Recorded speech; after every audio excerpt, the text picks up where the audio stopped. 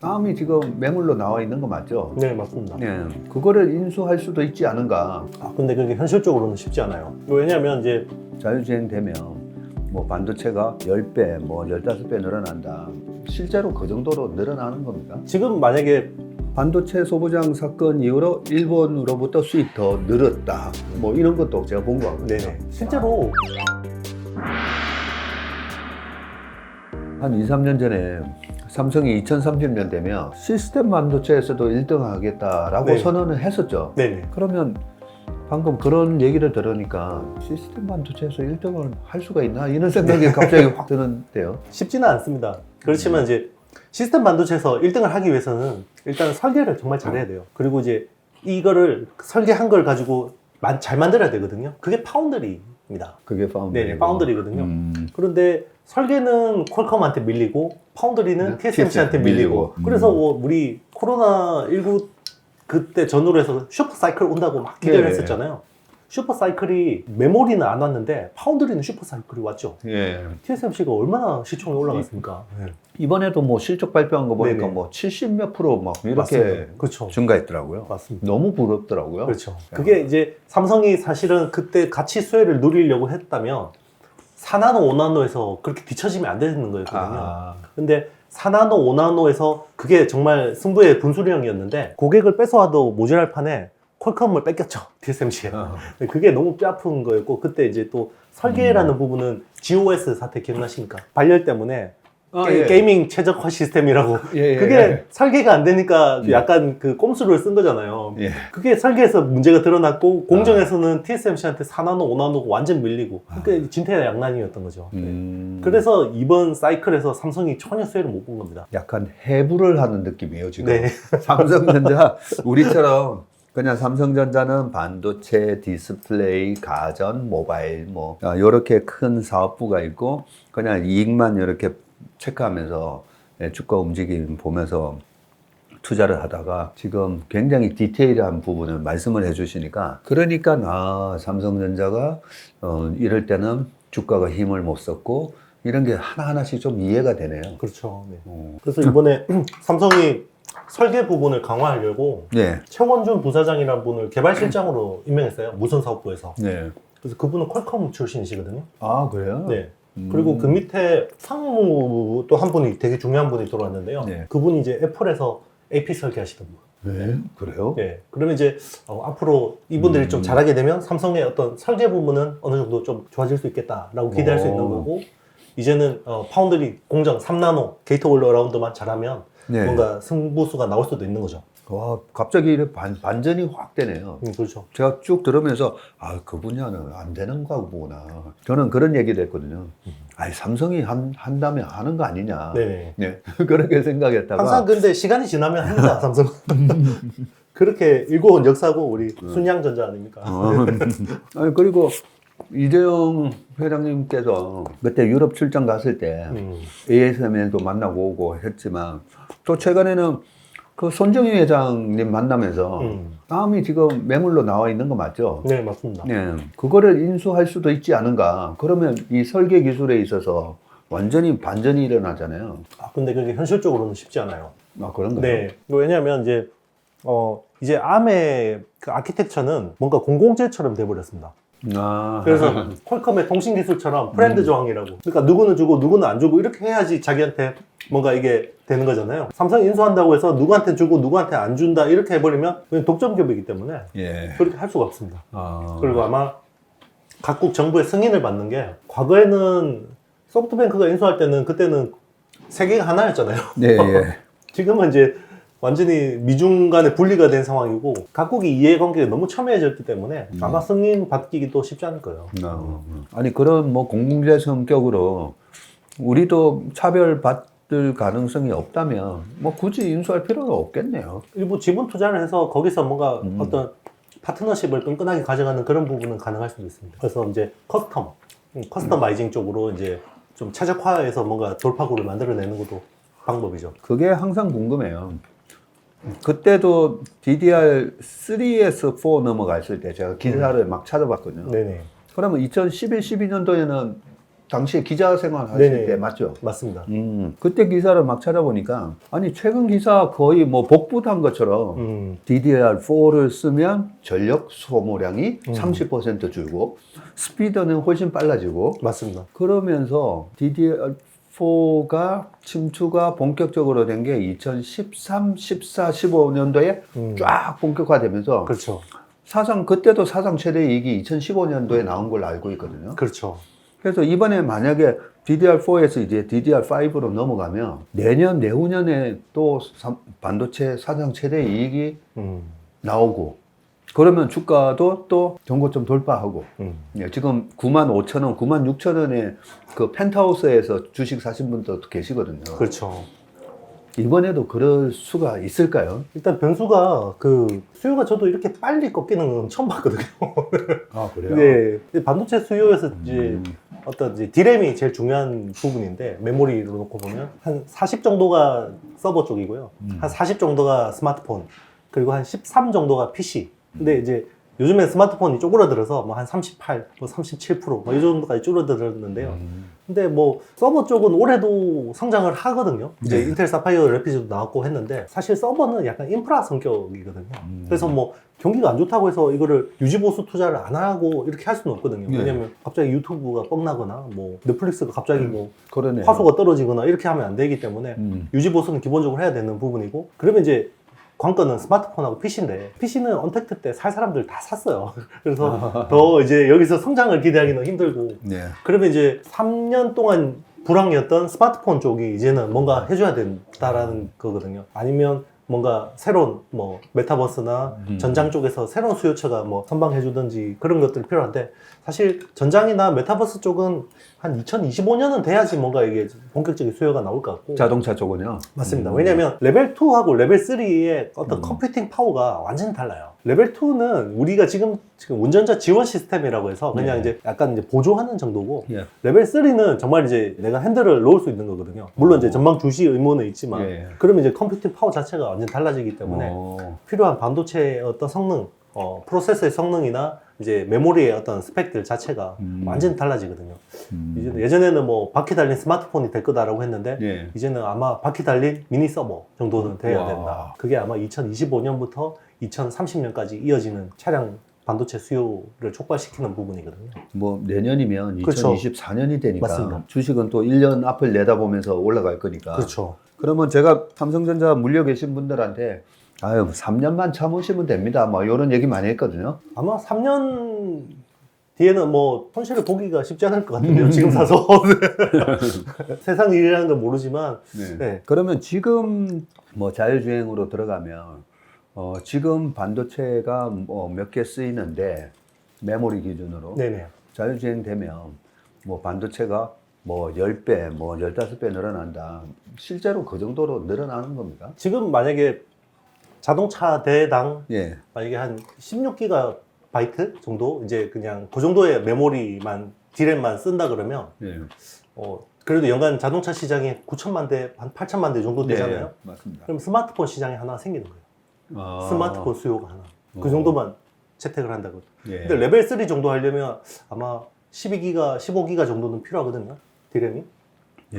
네.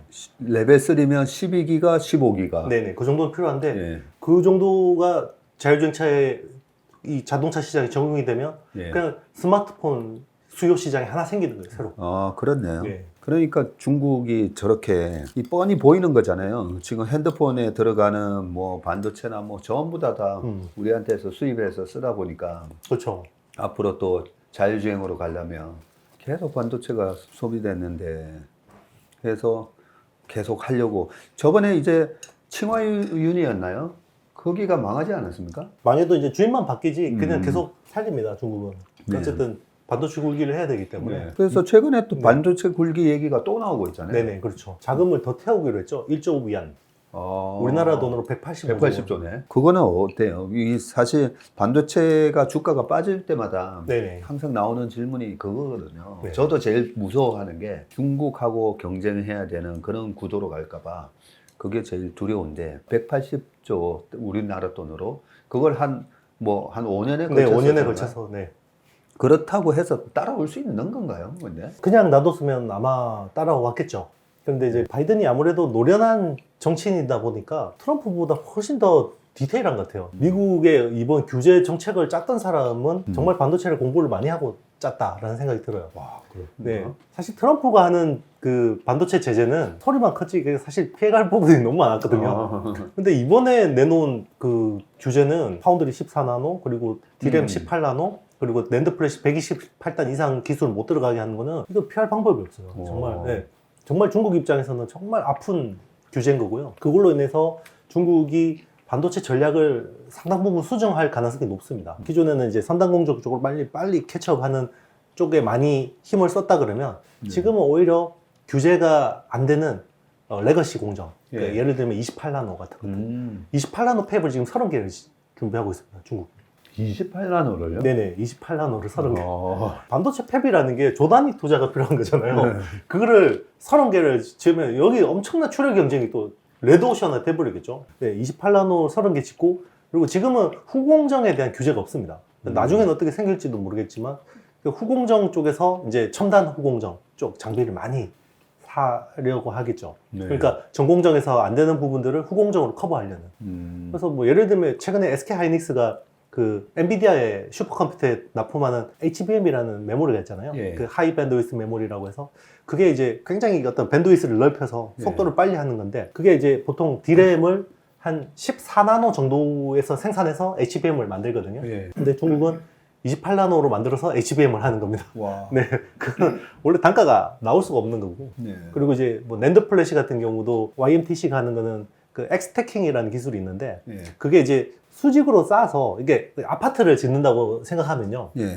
196층짜리 아파트를 짓는데 요거를 이제 한 번에 다 지으면 좋은데 이게 기술이 안 돼요. 그래서 두 번에 나눠서 지어서 붙이든지 아니면 세 번에 나눠서 붙이든지 이런 식으로 해야 되거든요. 그런데 이제 낸드 플래시는 비트당 단가가 싸니까 쓰는 메모리인데, 여기에다가 시스템 반도체 최선단 공정에 쓰는 하이브리드 본딩이라는 기술을 낸드 플래시에 적용해서 그게 엑스태킹이라는 기술이에요. 와. 그러니까 이거는 사실 단가가 나올 수 없는 기술이거든요. 왜냐면 낸드 플래시가 생산 단가가 너무 비싸지기 때문에 예. 만들 수가 없는 건데, 중국은 정부가 돈 주니까 그런 식으로 계속 하는 거죠. 그러니까 우리나라 사람하고 중국하고 좀 다른 게, 우리는 빨리빨리고 중국이 좀 만만디잖아요. 그렇죠.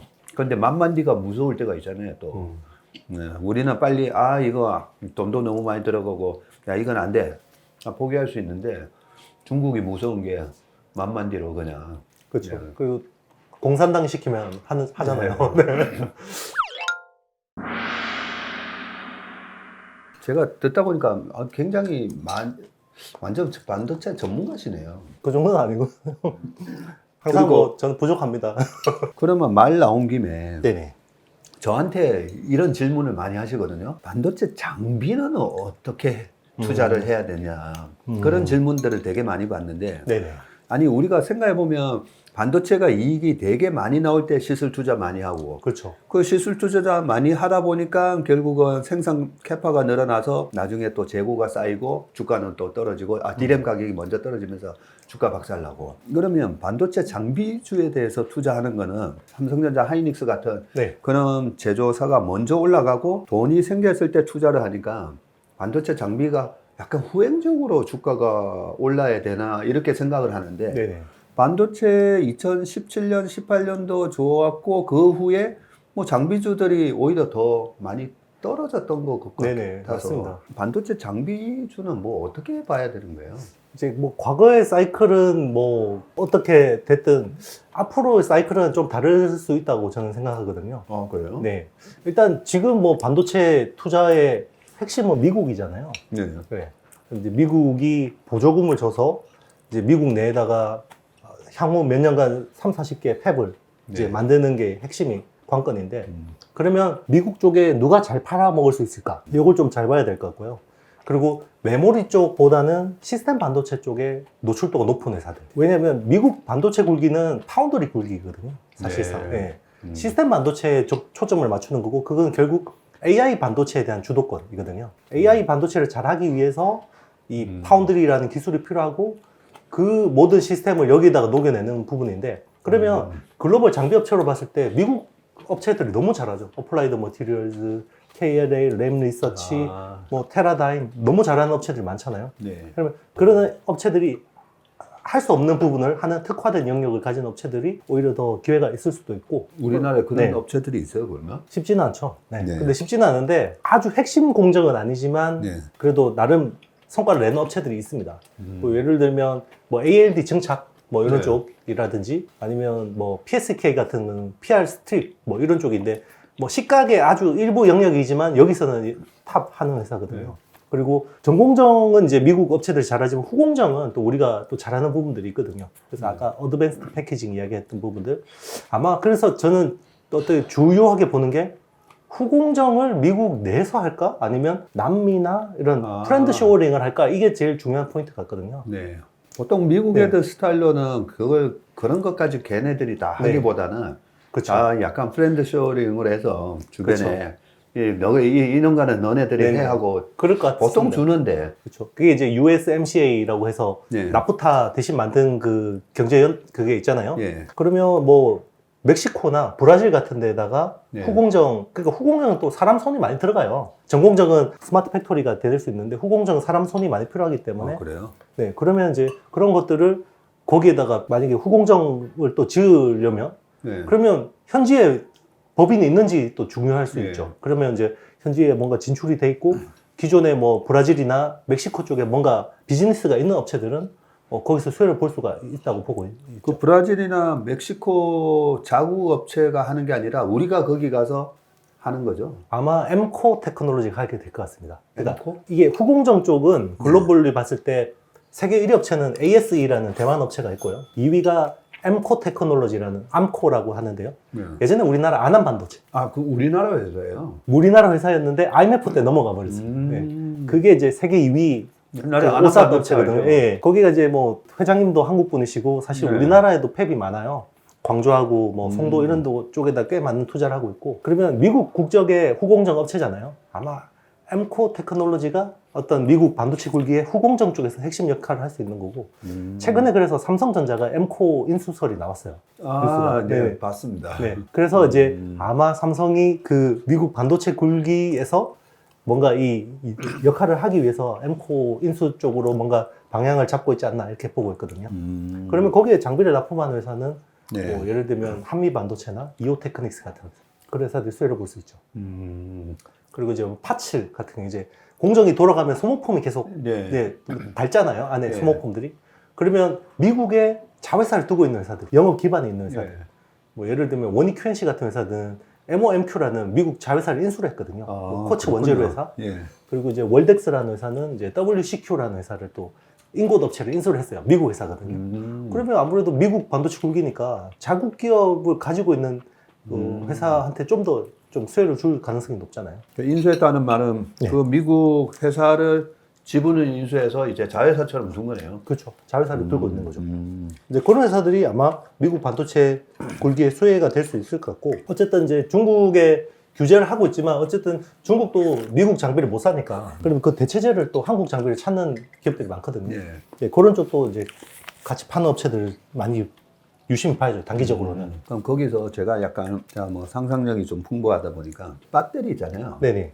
배터리 같은 게 앞전에 노트북, 핸드폰을 만드는 유럽 회사들이 다 망하다 보니까 유럽에는 이제 배터리 회사가 제대로 된 게 없고 그렇죠. 미국도 옛날에는 뭐 핸셋 만드는 회사가 이제 모토로라 그랬다가 이제 모토로라도 망하고 일본이 원래는 이제 이 80년대 보면 그 워크맨부터 해가지고 2차 전지에 완전히 최강국이었었잖아요. 그렇죠. 그러다가 전방이 무너지니까 뭐 2005년인가 7년부터 삼성전자가 일본의 가전업체들 다 넘어서면서 그래서 배터리의 이제 전방이 다 무너지고 우리는 이제 배터리의 전방이었던 핸드폰, 노트북을 전 세계에서 1등으로 생산하다 보니까 이제 배터리 강국이 됐는데 그 배터리 강국이면서 중국이 쫓아오면서 처음에 우리나라 동박부터 지금도 뭐 양극재나 뭐 이런 걸 많이 갖다 썼거든요. 그러면서 최근에 한 3년, 5년 동안에 이 배터리 관련된 소재 업체들이나 이런 것들이 10배씩 막 이래 올랐거든요. 그렇죠. 중국이 아까 그 우리나라 돈으로 이제 180조가 넘는 자금을 5년 동안 때려 부을 때 어쨌든 뭐 장비라든지 그게 필요하니까 그런 게 약간 한국 기업들한테도 떡고물이 좀 떨어지는 게 있지 않을까. 네네. 그래서 배터리 업체랑 비슷한 모멘텀이 혹시나 생길 수 있나. 네네. 중국이 어디 가서 그 하겠어요? 일본한테 가서 하겠어요? 미국한테 가서 하겠어요? 맞습니다. 실제로 그렇게 중국 쪽에 장사를 잘하는 업체들이 있어요. 예를 들면 예. 뭐 넥스틴이라는 회사는 이제 KLA하고 이제 경쟁 관계인데 KLA 장비를 못 사니까 이제 넥스틴 검사 장비를 많이 사죠. 네. 중국에서. 그리고 이제 뭐 제우스라는 세정 장비 업체도 중국 쪽에 굉장히 특히나 SMIC 쪽으로 많이 납품을 하고 있고요. 그리고 뭐 파크 시스템즈 같은 회사는 원자 현미경을 하는데 네. 이제 그런 쪽으로 중국 쪽 최근에 매출 흐름이 좋고 아. 이제 그런데 높은 멀티플을 못 받아요. 그러니까 장사는 잘하는데 저게 지속 가능한가? 예. 라고 이제 생각을 하는 것 같습니다. 당연히 저도 그렇게 의심이 되는데 일단 중국은 계속 만만 뒤로 계속 쫓아올 거니까 그쪽에도 분명히 기회가 있긴 있겠네요. 맞습니다. 이 차트를 보면 이게 모멘텀이 살아있는지 아니면 죽었는지 이런 것들이 가끔씩 보일 때가 있는데 뭔가 그쪽은 계속 에너지가 살아있는 것 같아서 그렇죠. 이게 반도체 장비는 카피를 하려고 해도 이 카피가 쉽지가 않거든요. 네. 훨씬 네. 난이도가 다른 어떤 기타 산업에 비해서 굉장히 난이도가 높기 때문에 예. 네. 2019년도에 이 일본의 화이트리스트 사건 때문에 네네. 그것 때문에 뭐 반일 감정 서로 하면서 네. 일본으로 여행을 못 가다가 최근에 뭐 일본 여행이 본물 터지고 있어요. 그렇죠. 그게 왜 그래 됐냐 보면 2019년도에 이제 반도체 소부장 관련된 문제가 있었는데 요즘 그쪽 동향은 어떻습니까? 그 이후로 네. 실제로 우리나라 기업들한테 삼성전자가 이래 밀어주면서 많이 네네. 키우려고 했는데 네네. 좀 커졌습니까? 아니면 얼마 전에 또 기사 보면 반도체 소부장 사건 이후로 일본으로부터 수입 더 늘었다. 뭐 이런 것도 제가 본 것 같거든요. 네네. 실제로 국산화 흐름이 굉장히 빨라지고 있고요. 예. 뭐 예를 들면 동진 세미캠 같은 회사들은 네. EUV용 PR까지 이제 국산화를 했고요. 아, 그래요? 네, 최근에 이제 삼성 쪽으로 납품이 되기 시작했고, 개발 쪽에서 제가 좀 보는 트렌드는요.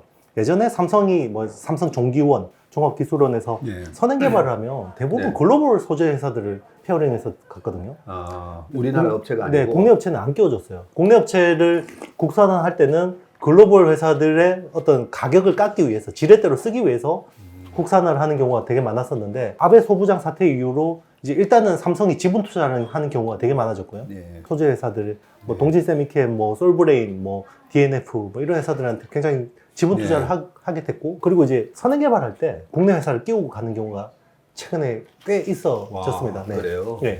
그게 이제 삼성 그 개발 로드맵이라는 그 프로젝트 자체가 있는데, 네. 네. 그게 이제 어떻게 선행 개발부터 들어간다라는 거는 퍼스트 무버가 될 수 있다라는 거거든요. 국내 그러네요. 소부장 업체들이. 그런 사례들이 네. 아주 많지는 않지만 네.